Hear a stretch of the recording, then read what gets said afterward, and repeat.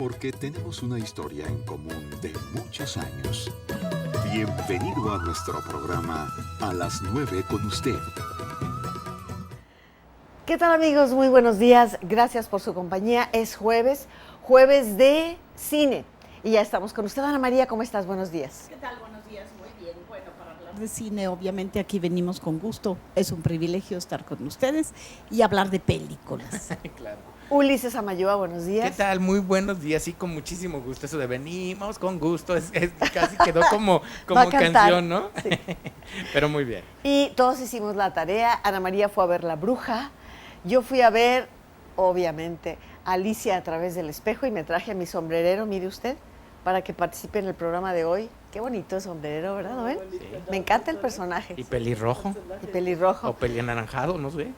Sí. En el fondo es un muñeco de trapo, Sí. pero muy, muy bien hecho. Y todo con mucha... No, con los colores y las texturas, muy, muy bonita, muy bonita. Que vale la pena decir que, por supuesto, me puse a leer la segunda parte de Lewis Carroll de Alicia en el País de las Maravillas, Alicia a través del espejo, y es absolutamente una invención la película, ya platicaremos de ella. De hecho, en la novela, en la segunda parte de la novela infantil de Alicia a través del espejo, no aparece ya el sombrerero. Y además es interesantísima. Exacto. Pero en su momento la comentaremos. ¿Les parece bien? El menú del programa, bueno, hablaremos de Alicia a través del espejo, pero hablaremos también de La Bruja. Hablaremos también de ¿cuál, Ulises? La conspiración del silencio. La conspiración del silencio. X. Tenemos un invitado especial esta mañana en el programa. ¿Qué más, Ana María? ¿Qué tienes tú? Bueno, hoy tiene todo el programa el toque más bien de cine fantástico, diría yo, sí. Porque hay varias películas de las que vamos a hablar y también nuestro invitado que tiene que ver con animación. Pues obviamente la animación no puede ser en el fondo lo más realista, sino que tienen que ser imágenes surreales, claro, o metáforas. Pero yo voy a empezar con una película que les recomiendo muchísimo, es La Bruja, The Witch. Está, por cierto, en muchas salas comerciales, está teniendo mucho éxito y es de un novel realizador, Robert Eggers, al que no conocíamos. Es una producción norteamericana que es de época, narra la historia de una familia de colonos que vienen de Inglaterra a Nueva Inglaterra, en Estados Unidos, viven en una comunidad, eran comunidades religiosas, ¿no? Como las mayorías en la época, se cambian y van a vivir solos en un claro de un bosque, y además, siglo XVII, bosque, familia sola, 5 hijos, un recién nacido.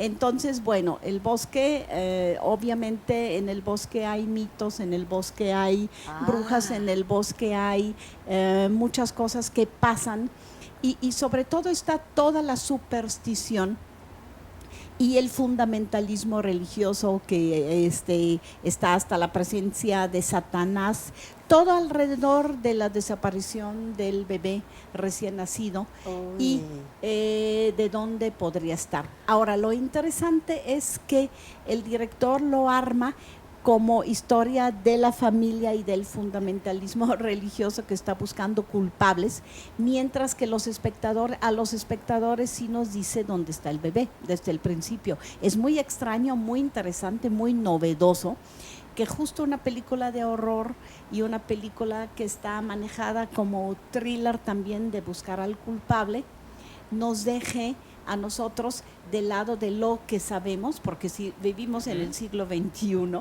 pero ellos no saben, entonces los vemos como una especie de estudio de caso. Ya. ¿Qué podría ser el culpable quién podría ser el culpable de la desaparición? Adentro del núcleo familiar tiene que ver con algo religioso, tiene que ver con algo mitológico, tiene que ver con algo sobrenatural o la misma naturaleza o el Satanás en forma de una cabra. Todo eso nos mantiene absolutamente pegados a la silla durante hora y media, sí.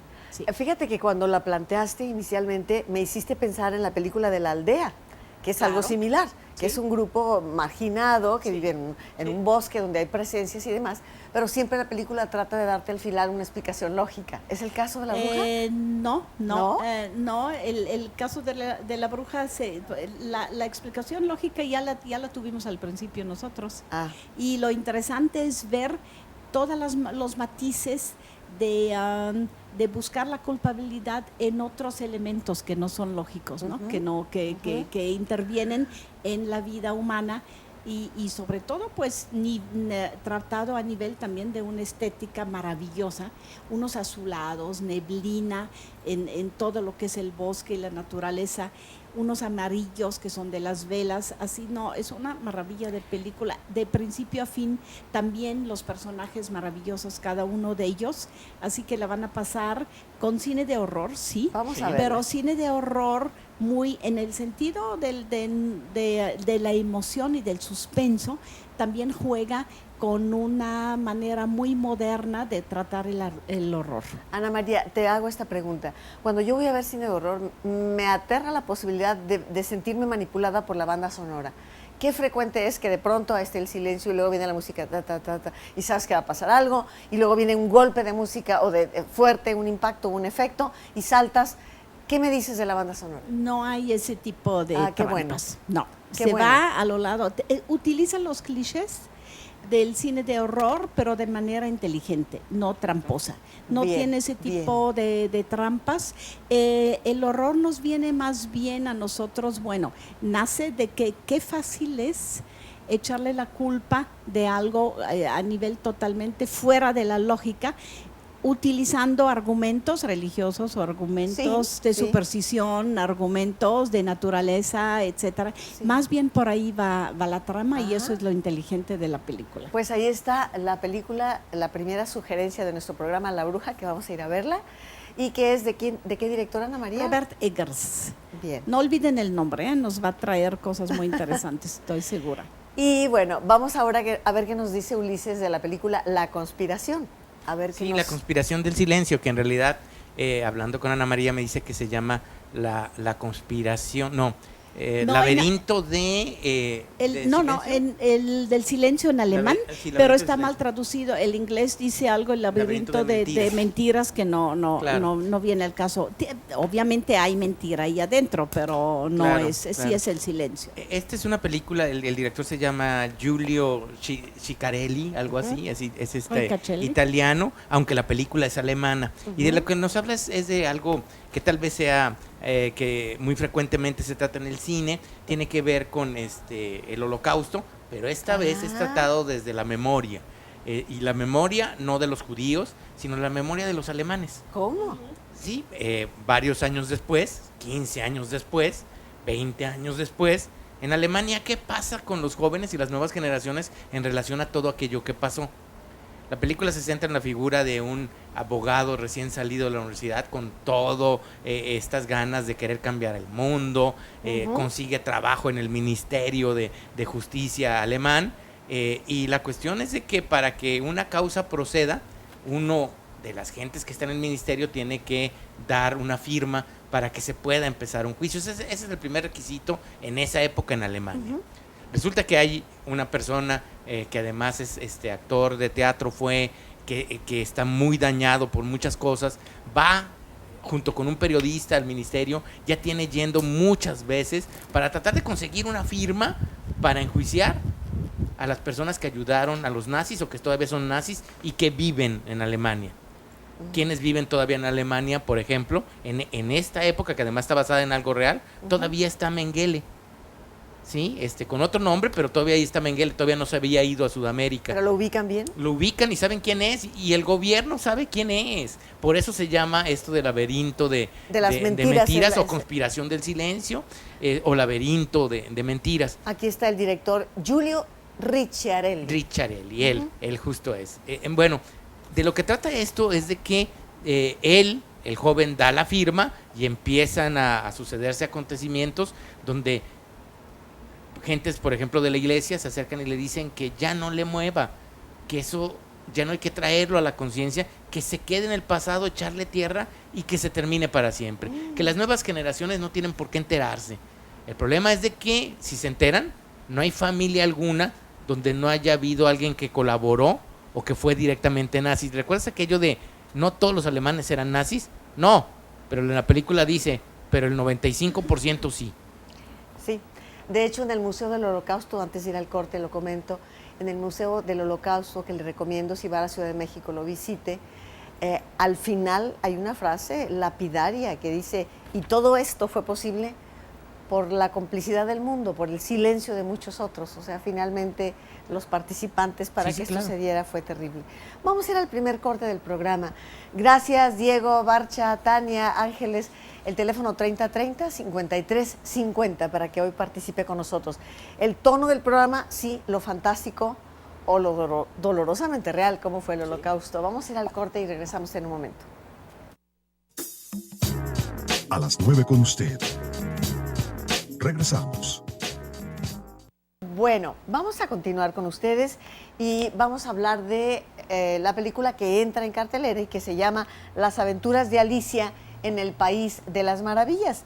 Obviamente basado en la novela, sí, es Alicia a través del espejo. Las aventuras de Alicia en el País de las Maravillas fue la primera película, es la novela de Lewis Carroll, y Alicia a través del espejo, la continuación de la novela de Lewis Carroll. Sin embargo, les decía que Alicia a través del espejo, la película, no tiene nada que ver con la novela. Yo llegué a leer la novela nuevamente y a recordar y a ver de qué manera era fiel a la obra original, pero no lo es. Sabemos que es literatura del absurdo y sabemos cómo en la novela se privilegia ese mundo invertido detrás del espejo. Las galimatías, por ejemplo, si usted pone un libro frente al espejo, la manera invertida, o sea, ese mundo invertido, la presencia del ajedrez, del juego del ajedrez matemático, todo esto aparece en la novela.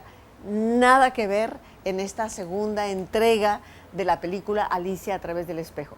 Sí, impresionante manejo de efectos digitales, de última tecnología de punta, por supuesto, maravilloso. A mí me encantó, debo decirlo.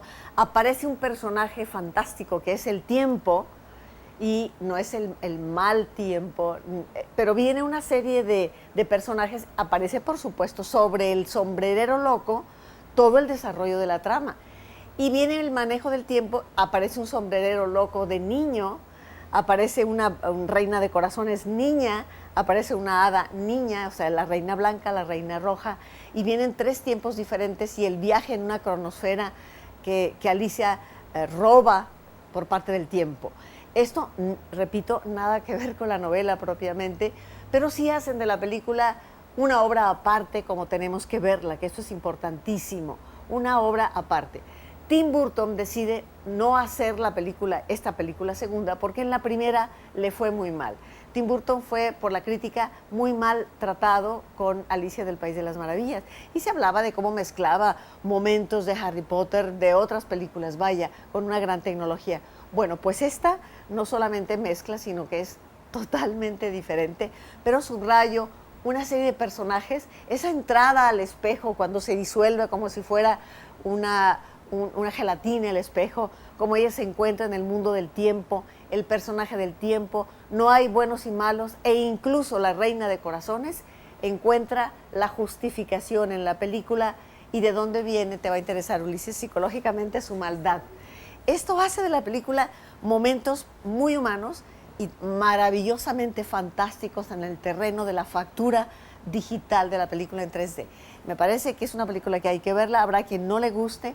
El director es James Bobbin, ahora no es Tim Burton. A mí la de Tim Burton me encantó, a pesar de la mala crítica que tuvo. Ana María. Yo sí voy a salir a la defensa de la libre interpretación Sí, claro, de la literatura. Claro. Digamos, si hablamos de cine de ficción, y obviamente hablamos de cine ficción cuando hablamos de cine fantástico, entonces obviamente la fantasía literaria es muy diferente en su descripción, en sus posibilidades.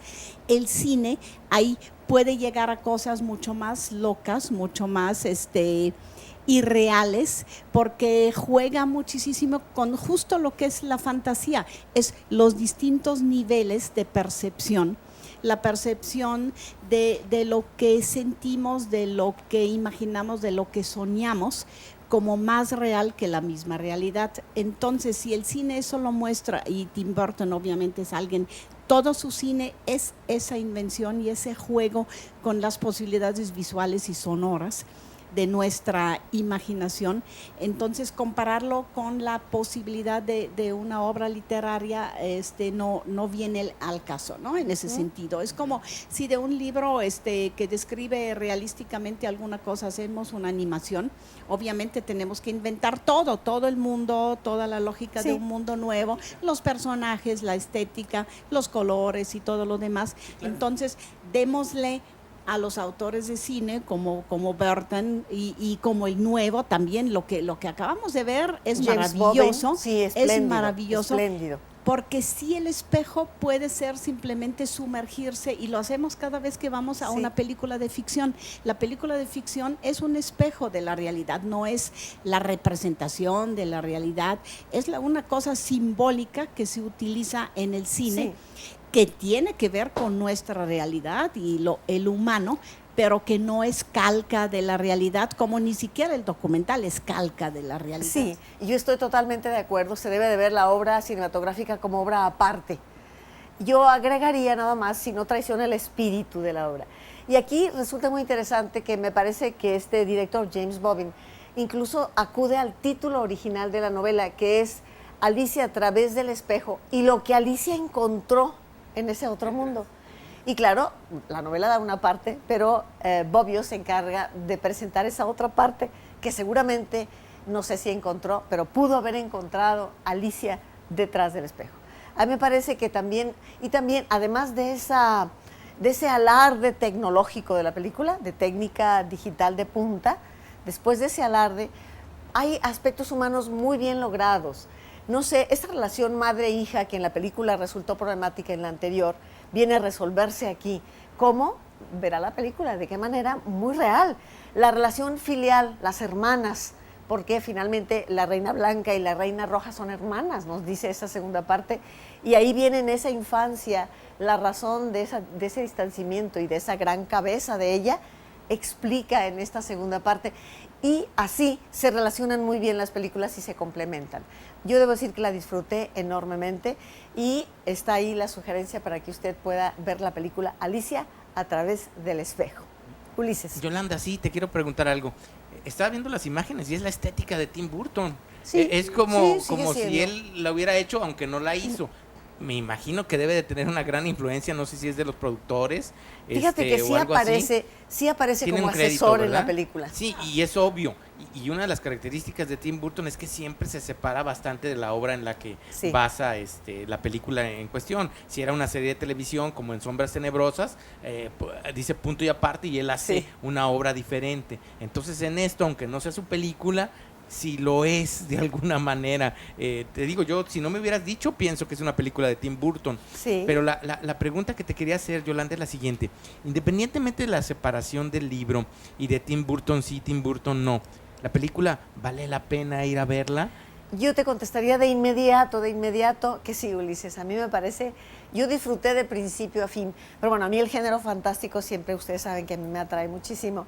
Y la disfruté desde el principio hasta la última imagen, y el juego de colores, de imágenes, de texturas, de los personajes, me parece logradísimos. Ese sombrero loco infantil, por ejemplo, las reinas infantiles también en un momento dado, y sobre todo el personaje del tiempo, que dicen que el tiempo es un ladrón que te roba la vida, y aquí se reivindica el tiempo, está muy bien diseñado, y el casting muy bien logrado también, y las facultades de ese mundo del tiempo, que siempre vamos contra el tiempo, y el juego de lenguaje que hace que desgraciadamente en español no se siente mucho, pero por ejemplo tú dices I am on time, estoy a tiempo, pero on time también es sobre el tiempo, entonces hay una escena donde Alicia se recuesta sobre el tiempo, o sea, hay un juego de lenguaje también inteligente, sabroso. Toda la película es un reto de estar describiendo simbolismos, y eso halaga muchísimo a quienes gustamos del cine fantástico. No nada más es la fantasía por la fantasía, sino que tiene un sentido y hay un desarrollo del guión hasta solucionarse al final. Y se soluciona toda la historia, incluyendo Alicia en el País de las Maravillas. Nos dicen un corte, Anne-Marie. Vamos a ir ¿Ya al nos corte. dicen un corte? Sí. Ay, no queda tiempo. Yo quería hablar del tiempo ves que es en lo cuestión de infantil, tiempo? pero bueno, ya habrá Hoy tiempo. habrá Ya tiempo. habrá tiempo. Ya habrá tiempo porque me dice Diego, Yolanda, corte. Vamos al corte, por supuesto, somos muy obedientes a veces. Corte y regresamos con ustedes. Tenemos una entrevista justamente sobre tecnología y demás. Vamos al corte y volvemos. A las 9 con usted. Regresamos. Bien, amigos nuestros, quiero presentarles, hoy nos acompaña Jorge Villalobos. Jorge Villalobos está al frente de un proyecto maravilloso, educativo, pero también de proyección de tecnología digital, de animación. En Guadalajara empezó con una escuela de animación y hay que subrayar el hecho de que hay muchísimo talento en Guadalajara y de que algunos jaliscienses y mexicanos en general ocupan puestos importantísimos a nivel mundial. Ahora nos platicará Jorge Villalobos la presencia de México en tecnología de punta. Esto es sumamente interesante y bueno, se desprende un poco de lo que hemos venido hablando de las facturas del cine contemporáneo, como esta película de Alicia a través del espejo. Jorge, bienvenido, ¿cómo estás? Muy bien, Yolanda, muchas gracias por la Qué invitación. gusto me da que estés por aquí, Jorge. No, el gusto es mío. Así que tú empiezas todo tu proyecto personal porque eras un muchacho enamorado de un videojuego, empiezas a trabajar por esa línea, llegas a una escuela de animación y ¿cuál es el proyecto de tu vida? Bueno, el proyecto de mi vida, todo empezó que quería hacer una película, un videojuego. Estás hablando de 2003, 2002 y obviamente el primer problema que tuvimos... Te acercas un poquito más. Perdón, Ahí el está. primer problema que tuvimos era el capital humano, ¿no? No había quien supiera esas técnicas, mucho menos de programación, estás hablando de videojuegos, no había nada, ¿no? Entonces decidimos comenzar con un entrenamiento de un grupo pequeño de 8 o 10 personas y ese grupo pequeño de 8 o 10 personas se convirtió en una universidad que es ahora, ¿no? ¿Y Pero qué todo comenzó con un sueño, todo comenzó con un estudio de animación, con el sueño de seguir adelante como mexicano. En el 2005 nos mudamos a Silicon Valley, California. Tocamos muchísimas puertas en la parte de Hollywood y obviamente nos dimos cuenta que era muy relacionado a conexiones, ¿no? Y encontramos un nicho que para nosotros fue lo que nos detonó, ¿no? La parte de biotecnología, nanotecnología, la industria médica necesitaba de animaciones, necesitaba de simulaciones. ¿sí? Para explicar sus productos, ¿no? Era para explicar los productos, para su fuerza de entrenamiento, entrenarlos, etcétera, ¿no? Entonces nos especializamos en la parte médica y durante muchos años, 7, 8 años estuvimos trabajando para esta industria y fue increíble la fuerza, el talento que se generó. La verdad es que es increíble que como mexicanos no se dan cuenta que estamos trabajando para Roche, para Novartis, gran parte de la tecnología no es animada por nosotros, ¿no? Sí, Ulises. Y así fue como comenzamos. Sí, mira, mi hija está estudiando medicina, utiliza sus productos. Entonces es fabuloso, por ejemplo, está estudiando anatomía o neurología. Animación.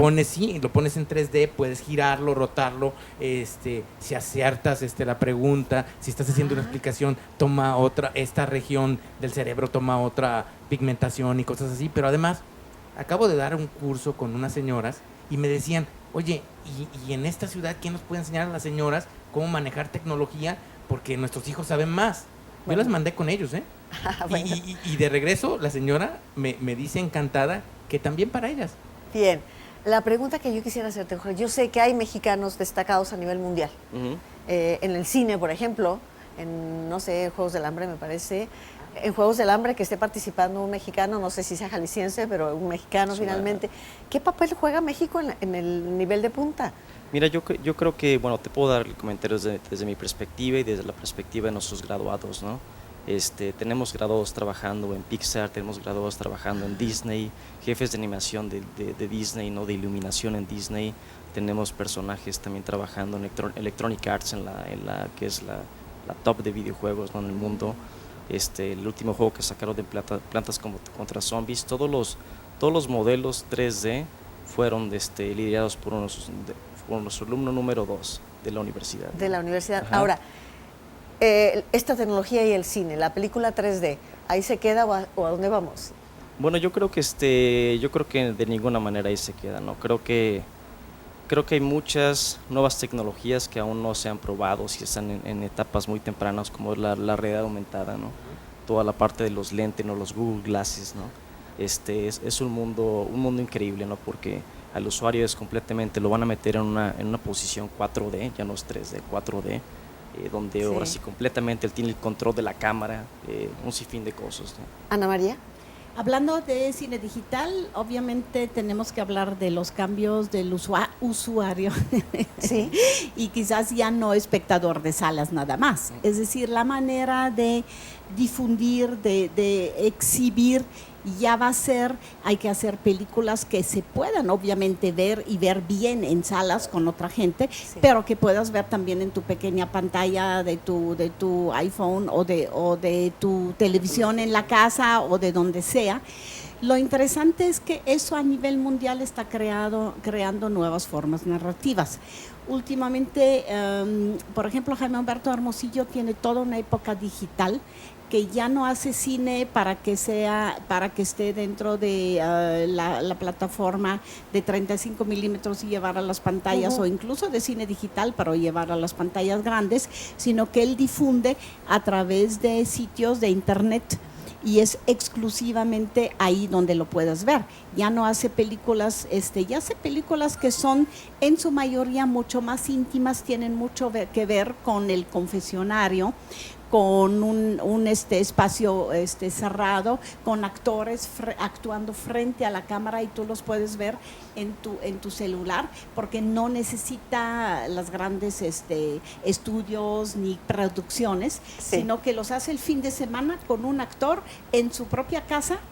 Y dentro, claro, los postproduce con musicalización y toda la cosa, pero también la manera de cómo las ves ya es también más individual. Ahora esto nos está presentando, nos lleva a una mayor independencia creativa también. Y como sabemos, siempre la tecnología de punta después se derrama en el aprovechamiento ya a otros niveles. Claro, por ejemplo, tenemos alumnos también que han publicado sus películas en Netflix, ¿no? Ese es un claro ejemplo, ¿no? Realmente es directamente ellos con Netflix, nos han brincado un montón de canales y están publicando ahí, ¿no? Es una revolución. Claro, es increíble, ¿no? Para mí, nosotros llevamos una serie animada que hicimos dentro de nuestro estudio, la presentamos en Cannes en 2011, me parece, ¿no? En 2011, se fijan, de 2011 a la fecha, todo lo que ha pasado, ¿no? Sí. Cuando estábamos presentando, era una serie para los latinos en Estados Unidos, todos los niños que han crecido con pues de alguna manera no en el contexto de la cultura mexicana, no en otro contexto completamente diferente, y muchas veces cuando los padres le dicen a los niños de dónde vienen, cómo hacer, bueno, hay una especie de línea directa y a veces no hacen el caso que quizás que se debiera, ¿no? Sí. Pero un abuelo es completamente diferente, entonces se trata de una serie animada que era un abuelo y una abuela que le decía a los niños, bueno, miren, vamos esos son los valores de México, vamos a ir por una piñata, muy relacionado todo lo que tenemos canciones pues de la infancia, ¿no? De aquí, y en fin, regresando a mi punto, cuando lo presentamos en Cannes, en esa época 2011, Nickelodeon, Discovery Channel, todos nos decían, nos encanta su serie, la queremos, pero ahorita en este punto no estamos invirtiendo en nada de contenido, sino en las plataformas. Y era cuando Netflix iba así, ¿no? Entonces, el cambio fue tremendo, ¿no? Ha sido increíble en los últimos años. Lo que está en juego ahí es el humanismo contra la tecnología, definitivamente. De alguna manera sí, ¿no? Sí, yo creo que bueno, esto nos lleva directamente a preguntarnos, ¿la tecnología estará siempre, y yo aquí lo entrecomillo, al servicio de la humanidad, del ser humano, de su realización plena, o sustituyendo por momentos el encuentro humano? Bueno, yo creo que a este punto sigue siendo muy artístico, ¿no? Y estoy hablando, vamos comparando manzanas con manzanas, ¿no? Pero en lo que es el proceso de la animación 3D, el modelado 3D, si tú ves todo el pipeline es demasiado artístico, ¿no? Hay quien se enfoca en la parte del modelo, quien se enfoca en la parte de las texturas, en los materiales, muy especializado, ¿no? Y la computadora por sí sola no hace nada, ¿no? Muchas veces dicen, bueno, el render, la parte final, la composición, ¿no? Lo hace la computadora. Bueno, no necesariamente. Ahí atrás de ese render, ¿quién programa ese render, ¿no? Entonces, sí, claro, el hombre. El hombre, ¿no? Entonces, a este punto aún no lo veo así, ¿no? Bueno, yo creo que habría que abordar más adelante algún debate en este sentido, me parece interesantísimo. Y yo no puedo más que recordar un cuento de Ray Bradbury ciencia ficción, en aquella época me pregunto si lo será, donde hay un cuarto de películas, Ana María, ya no es solamente una pantalla, sino las 4 pantallas. Y llegan los papás y ellos lo manejan y le dicen, vénganse a comer. No queremos, y están en la selva. Y entonces no queremos, y entonces insisten, y los niños se ponen de acuerdo, los papás entran por ellos salen corriendo, cierran el cuarto y se los comen los leones de la película a los papás. Sí, es un cuento exagerado si tú quieres, pero esto pone sobre el mantel el riesgo de la técnica, ¿no? Sí, sí, sin duda. Por ejemplo, hay una compañía de Asia vino con nosotros porque quería entrenamiento, ¿no? Sí. Y ellos se enfocaban mucho, decían es que en Asia nos gusta mucho el stop motion, ¿no? Toda la parte de animación con plastilina, muy manual, ¿no? Toda la parte de las máscaras, ¿no? Ellos hacían las máscaras literalmente, ¿no? Y acá nosotros que somos más en la parte digital completamente, ¿no? Ellos dicen, bueno, es que ¿en qué punto nos van a dejar sin chamba, no? Es como que es importante eso, sí. ¿no? Entonces, para mí es más bien como herramientas, ¿no? Que hay que actualizarse. Y son técnicas, ¿no? Por ejemplo, en el caso de la animación 3D y las películas, si se fijan, el problema cuando uno anima o modela muy real, lo más real posible, es que en los próximos 2 años se va a ver obsoleto, ¿no? Y es lo que nosotros enseñamos, no traten de hacerlo sumamente real, ¿no? Porque la tecnología va a ir avanzando y en 2 años su película, su corto, lo que hayan hecho se va a ver como que, oye, esto va a envejecer. Va a envejecer, ¿no? Entonces... Rápidamente. ¿Sí? ¿Anne-Marie? Sí, y por el otro lado, el otro polo sería también hazlo tan global para que se parezca al anime japonés. Al principio yo estaba peleada con que se tomaban muchos de los efectos digitales, incluso de los personajes, pues tenían los ojos esos grandes, el brillo de los ojos, absolutamente japonés.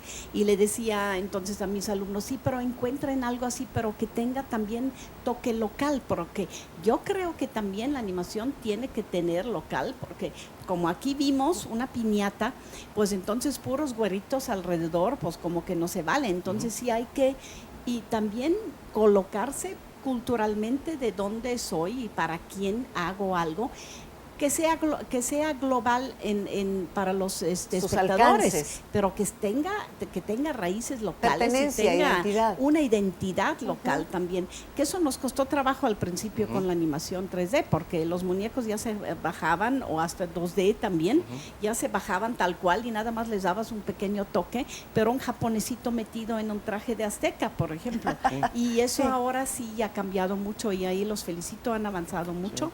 Y también en las narraciones, ¿no? Sí hay narraciones ya más nuestras también, diría yo. Sí. Bueno, estamos en vivo. Hoy nos acompaña Ulises Amayoa, Ana María Meyer. Hoy tenemos como invitado especial a Jorge Villalobos de UNIAD.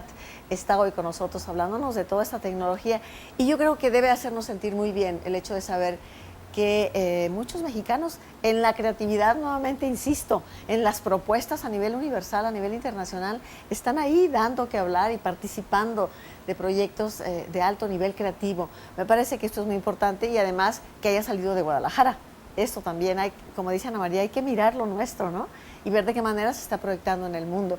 Hoy estamos con usted, teléfono 3030-5350. Volvemos luego de este corte para seguir conversando aquí en Jueves de Cine, hoy con nuestro invitado especial, con Jorge Villalobos. Volvemos en un momento.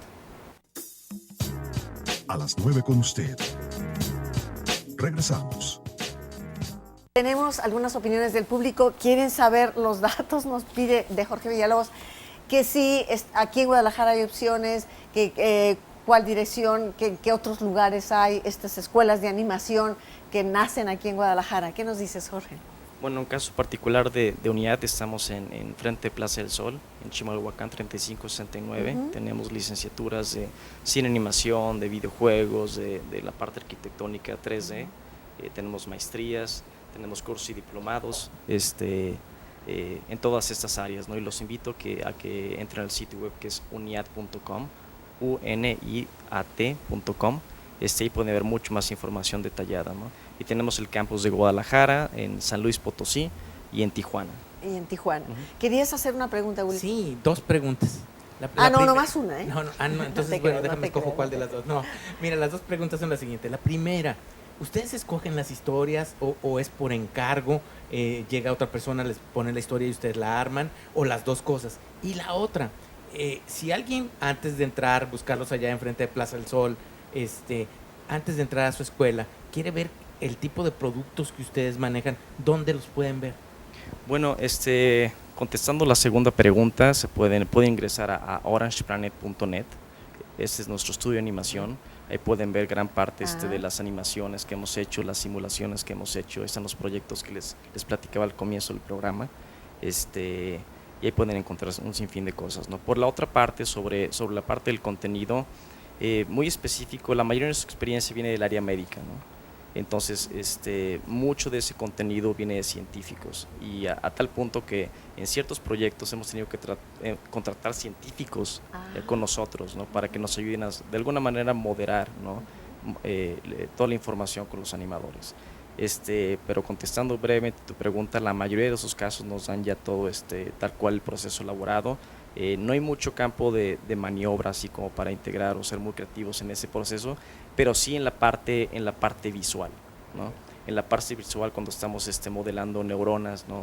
En la parte del cerebro, ¿no? Hemos modelado arterias, ¿no? Todo lo que es y literalmente, ¿no? ¿Sí? Hemos tenido que ir a la carnicería, comprar carne y tomar fotografías para de ahí sacar las texturas y los materiales. Qué Entonces, increíble. Y supongo que también en el campo que será de la antropología, en todos los campos se prestan estas herramientas para poder. Y me hiciste recordar la película de El árbol de la vida, donde hay toda una secuencia, hasta los dinosaurios, y que es una secuencia animada, ¿no? Así que en todos los campos, Jorge. Sí, la verdad, en todos los campos. Y hablando de la animación 3D, del modelado 3D, lo que a mí más me gusta es la parte que es multiindustria. Digo, se aplica para cine, se aplica para llámale entretenimiento, si incluyes videojuegos, todo lo demás, ¿no? Pero, por ejemplo, como hablábamos de la manufactura avanzada, ¿no? Como ahora que México está jugando un gran papel en la parte de aeroespacial, automotriz, ¿no? Como todo viene de un modelado 3D, ¿no? Y como estos productos al final, con la impresión 3D, con máquinas CNC, ¿no? Se ve un producto completamente tangible, ¿no? Que ahora México está jugando un papel bien importante en esa área, ¿no? Bueno, Dijiste muy bien, Jorge, que es una herramienta entonces para narración, es una herramienta para ilustración, para explicación científica, etcétera, etcétera.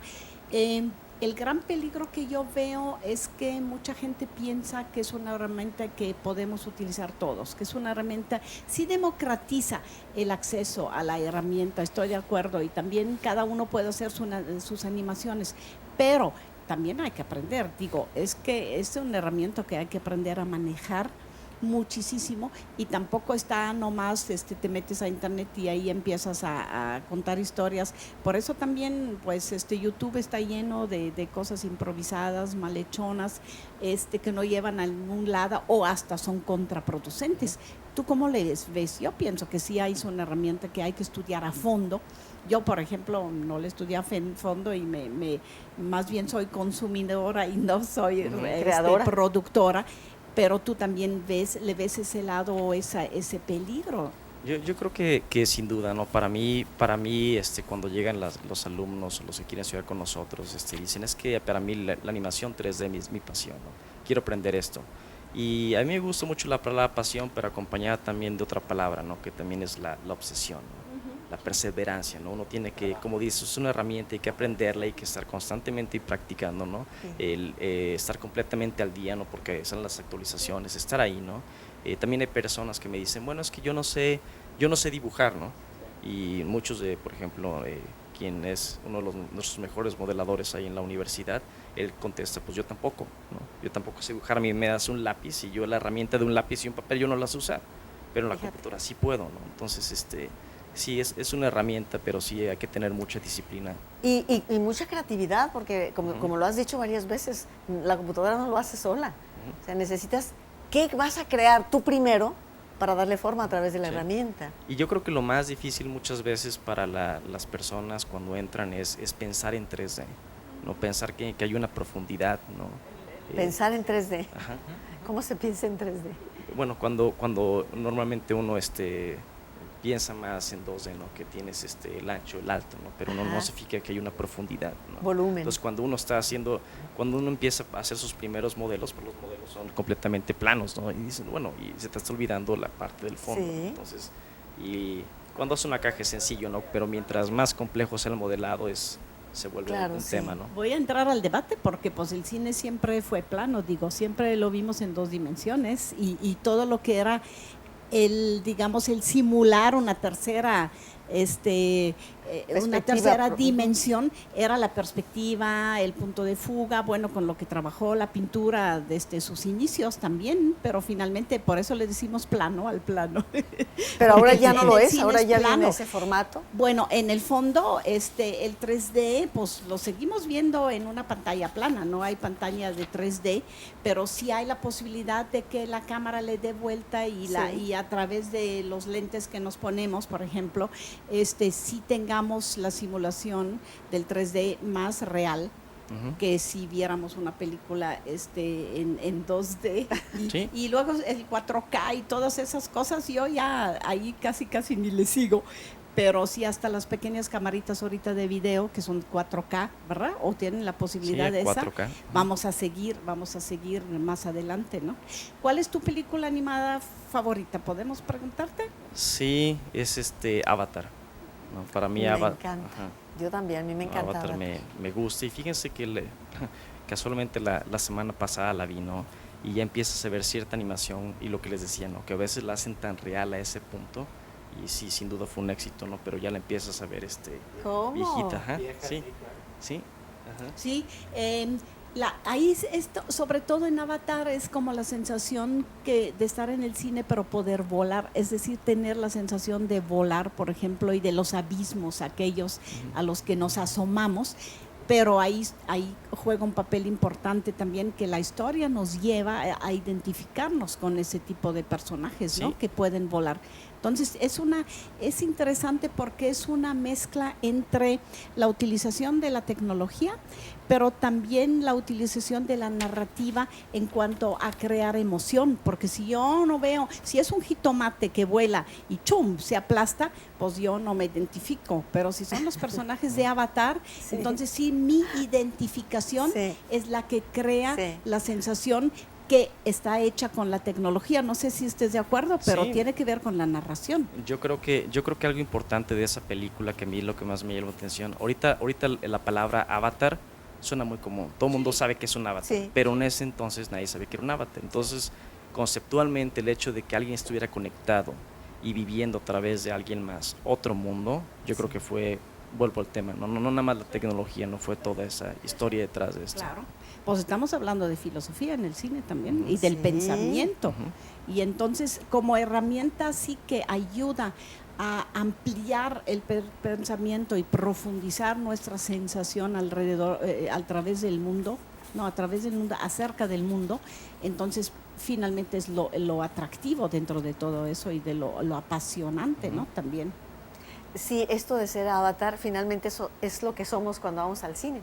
En este caso de Alicia a través del espejo, por ejemplo, como está planteado, con tus lentes y puedes meterte cuando va la esfera por todo el mundo, tú ves aquellas olas gigantescas como si fueras surfeando y tú vas en medio de la ola del tubo Esmeralda y tú vas ahí sintiendo hasta el frescor de la ola, ¿no? Y luego ves aquellas olas gigantes, Einstein y todos los tiempos aparecen. Una de recursos, ¿qué tiempo te falta para detén la película y permíteme analizar el cuadro y la composición, que es maravilloso? Somos avatares, o avatares, ¿no? Bueno, es diferente a avatares, pero somos un avatar cuando vas al cine, ¿no? Tú te metes al personaje si es que está bien hecho. Y a mí me gustaría incluir algo ahí también sobre la parte, la gran oportunidad que tenemos ahorita con toda la interconectividad que tenemos, ¿no? De redes sociales. La gente de alguna manera crea un avatar. Para mí es un tema de percepción, ¿no? Como ahora hay con esta tecnología uno puede tener Facebook, Instagram, ciertas cosas donde uno puede crear su propio avatar y ser muy exitoso también, ¿no? Porque si la tecnología está en las manos, tú ya puedes poner contenido en YouTube, ¿no? Puedes de alguna manera también llegar a Netflix con un corto, con una película, ¿no? Creo que esto es una gran oportunidad para los jóvenes, ¿no? Que pueden crear sus propios avatars, su tema de percepción, su contenido, publicarlo, y para mí, si yo hubiera tenido esas oportunidades hace 10 años, diría, oye, esto es increíble, ¿no? Hace 10 años era imposible, ¿no? No había forma, ¿no? De decir, aquí estoy, y ahora está completamente abierto, ¿no? Humberto Eco estudiaba mucho esas cosas nuevas también, pero también advertía de que es muy fácil manipular el mundo a través de eso, ¿no? También, es decir, aprovecharse de esas ganas de nosotros de jugar y de crear avatares y todo eso, pero también perdernos en eso o dejarnos manipular a través de eso. Entonces sí hay que darles también a los jóvenes, bueno, a todos nosotros, la otra parte, es decir, no perderte en eso, sino aprovecharlo para jugar, para estar ahí, pero no perderse. Tenemos nosotros un estudiante que tiene 12 años y es un increíble dibujante, ¿no? Y apenas llega casi en la computadora, ¿no? Empezó con nosotros cuando tenía como 9, 10 años, ¿no? Y sus papás muy agradecidos de que lo hubiéramos estudiado en los cursos. Y a mí me pareció extraño, dije, pues ¿qué tiene? O sea, tiene el talento, tiene las ganas, tiene la pasión, padrísimo, es un genio, ¿no? Y es increíble la cantidad de seguidores que tiene en YouTube de todos sus trabajos. No nada más por la parte técnica, sino que el cuate a esa edad escribe sus propios guiones, ¿no? Y es una estrella en YouTube, ¿no? Entonces para mí es wow, ¿no? Estamos hablando de oportunidades, esto es muy bueno y me parece que nuevamente subrayo esa capacidad de abrir oportunidades para los demás. Esta es una. Y sí, hace 10 años, hace 20, ya no se diga, pues uno soñaba y hacías tus historietitas, así en mi época, en mi infancia, hacías tus dibujitos y jugabas con la libreta. Hacías y se el movía. cinito de dedo. Y ahora pensar que los niños tienen esa... Bueno, yo tengo una chiquita sobrinita de 4 años que maneja el iPad y juega y hace, y dices, no deja de sorprender nuestra generación, pero los niños ahora, y abrir esas oportunidades para que creativamente se exprese un ser humano. Eso es una gratificación enorme. Más llamadas del público. María Elena Morales de Rizo, tu pregunta de los viajes. Permanece fiel a nuestra página de Face, ahí informo yo constantemente de cursos, de viajes y de todo esto. Con mucho gusto ya anoto tu teléfono y te lo damos a conocer. Datos del joven entrevistado, pues ya nos dijo, ahora lo repetimos, dónde se puede localizar, y van a hablar del evento del próximo domingo en Palco. ¿Te refieres a la presentación en el Festival de Mayo de Los 7 Dedos de la Mano, verdad? Circo, un espectáculo circense. Bueno, hoy hay una mesa de prensa, me parece. Lo informaremos mañana. Mañana damos todos los datos. Sí, a mí también me encantaría asistir. Esto es en Palco, pero no tengo en este momento los datos. Sé que es Festival de Mayo. ¿Qué les pareció Historia Americana y qué opinan de ella? Nos pregunta. Felicitan el programa. Adela Segovia, por favor, digan la programación de Cinemura. Cinemura tiene para hoy La Odisea. La Odisea de Konchalovsky. Un maravilloso realizador polaco, profunda en 2 partes. Fue una película para televisión que la hicieron en 2 partes, y Cinemura hoy a las 6 la va a tener. La Odisea, ese regreso de Ulises que después de 10 años de estar en la guerra de Troya y ya triunfan y todo el mundo se regresa menos él, porque estaba sufriendo con Circe, con Calíope, Pero vieras que Konchalovsky le saca a otros lados. Bueno. Konchalovsky no lo toma tan a la Disney, sino que le entra de otra manera. Dalila Segovia, por favor, diga la programación, maestro, ya lo hice. Ulises, ¿cómo se llamó rápidamente la película de la que hablaste? La conspiración del silencio. Y mira algo de la Odisea rapidito. Los Ulises en el cine. El primero fue Kirk Douglas. Del que estamos hablando ¿cierto? Casi nadie, ¿verdad? Y el del que estamos hablando es Arman Ashante. ¿Recuerdas? El que se puso de moda en un tiempo. Era una serie para televisión fabulosa, ¿eh? Nos dice Diego que tenemos un minutito. Ciertamente la Odisea, yo amo la Odisea profundamente, pero hay que leer primero la Ilíada para que usted se dé cuenta. De hecho, el famoso caballo de Troya no aparece en la Ilíada, aparece narrado en la Odisea, es interesante. Y todo ese periplo, ¿verdad?, de Odiseus y su relación con las sirenas y con, en fin, vaya a ver la película. pero léalo primero. A Cela Floret, me gustan mucho los comentarios de hoy, especialmente me encantan Ana María, tus comentarios, muchas gracias. Jorge Valencia Rentería felicita a Jorge en este momento, a Jorge Villalobos, que es un orgullo tener un jalisciense que se proyecta a nivel internacional. Sí, y nos da Diego, ¿cuántos minutos tengo, Diego? 30 segundos. Rápidamente, un teléfono, un dato, la página en 30 la segundos. página es www.uniad.com. Sí. El teléfono es 3122-7458. Ahí está. Y en la página de Las 9 con usted pondremos todos los datos, ¿le parece? Amigos, es todo por hoy. Muchas gracias por habernos acompañado. Muchas gracias, Jorge, Gracias. Ulises, Ana María, equipo, Diego, Barcha, Ángeles, a Tania, a todo el equipo. Muchas gracias. Mañana es viernes. Estaremos en torno al acontecer cultural en Guadalajara. Hay mucho que comentar. Por hoy es todo. Gracias y hasta mañana. Por tu compañía hoy en nuestro programa A las 9 con usted. Gracias.